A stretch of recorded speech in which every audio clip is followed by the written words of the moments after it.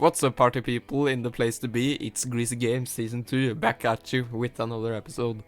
It is the evening of day 2 and a swag state of mind team just found a house right in the middle of the desert. Eminem carrying the dildo ran inside, but had to help Simon go into the house on his wheelchair. And inside the house they found some food and water, which was perfect because Simon's stomach hadn't eaten anything in the last 24 hours. And Simon was a huge guy, so He's a chunker, a real chunky boy. when you have a lot of fat on your body, you have to eat more to feed all the cells in your fat stomach. And you can see on the dildo there's been taking a bite out of it because Eminem was so hungry. Someone who didn't find the food.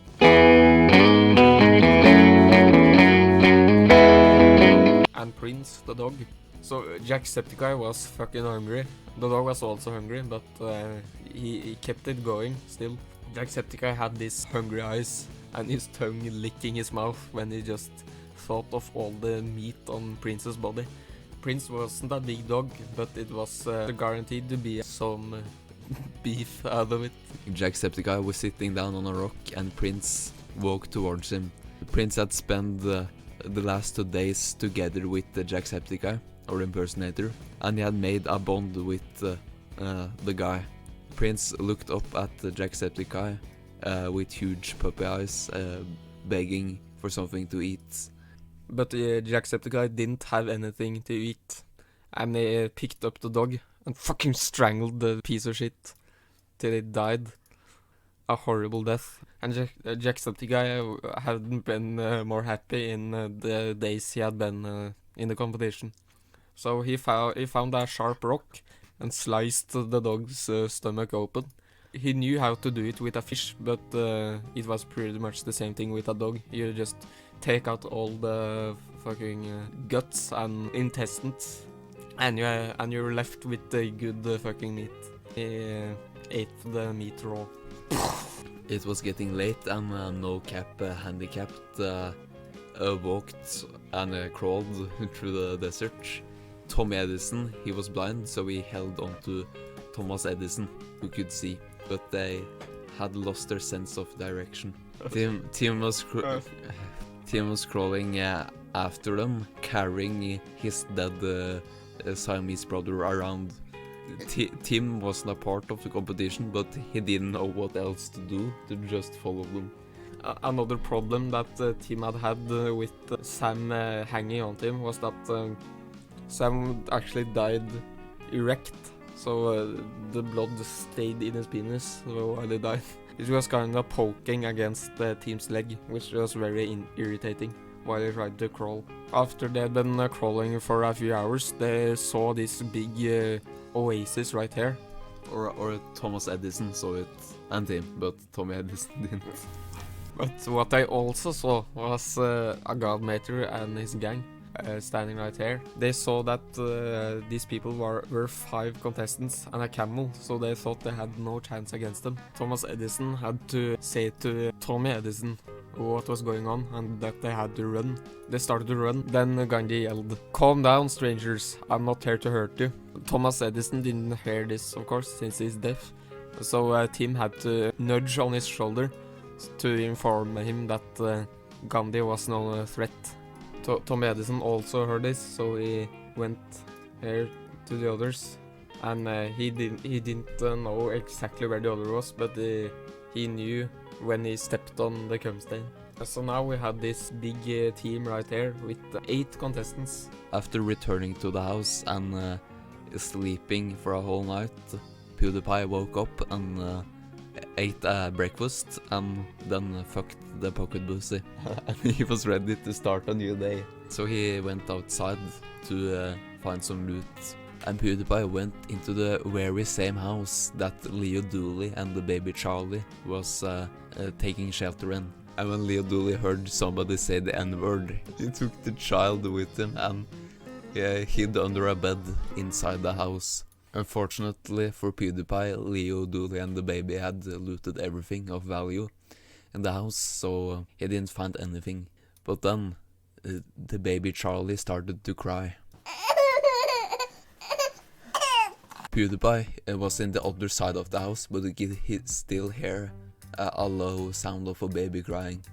And Leo Dooley could hear footsteps approaching. And in that moment, Leo Dooley had to choose between him and the baby. And he decided to choose his own black skin. So he started choking the baby. And the baby cried more, but it died very fast. PewDiePie went into the same room as Leo Dooley and the baby, but he didn't hear anything, and he decided that it was probably his own imagination. So he went outside again. And if PewDiePie had stayed a little longer, he would hear more crying, but it wasn't from the baby. It was from Leo Dooley, crying from guilt. So Vin Diesel was walking around in the desert fidgeting with his nunchuck. When he saw this Burger King right there, he thought, what a weird mirage to get in the middle of the desert. But he just decided to walk towards it because just to do it, you know. But he was getting closer and closer, and the mirage didn't go away.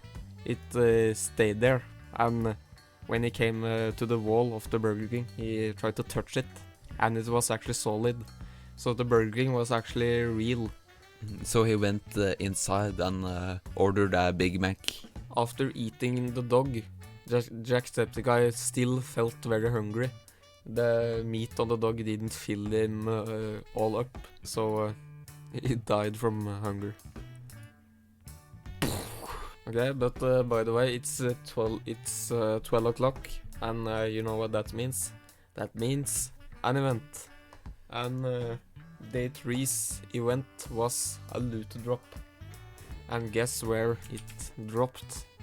Right here, it fell from the sky and landed right next to Jacksepticeye's dead body. Or the impersonator. You might wonder what the box contains. It contains mostly food and water. So yeah, that was bad timing, Jacksepticeye.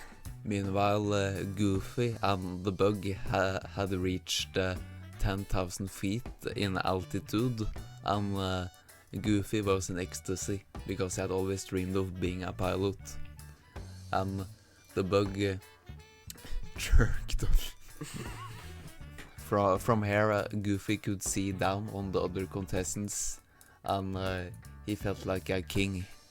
But then Waldo from Where's Waldo showed up behind Goofy.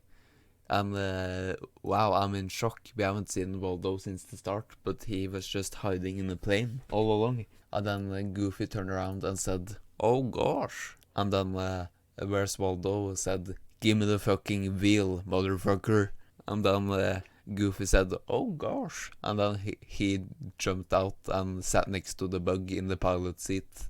Where's Waldo jumped into the main pilot seat. And after Waldo took over the steering, Goofy could sense that they were going drastically fast down. They were losing altitude. And he said, "Oh gosh, what are you doing? Are you aiming for the ground?" And then Waldo said, "I'm not aiming for the ground." And then the bug said, on top of the twin towers, Lightning McQueen was taking a nap from all the driving around and being hella lit. But he was sleeping so hard that he couldn't hear the sound of a Boeing 737 motor engine at 5,000 kilometers an hour coming towards him. And the Boeing flew right into the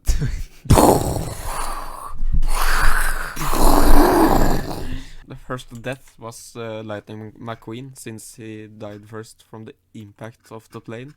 We're giving this kill to the Boeing 737 since it touched Lightning McQueen and killed him. The next contestant to die was the Boeing 737.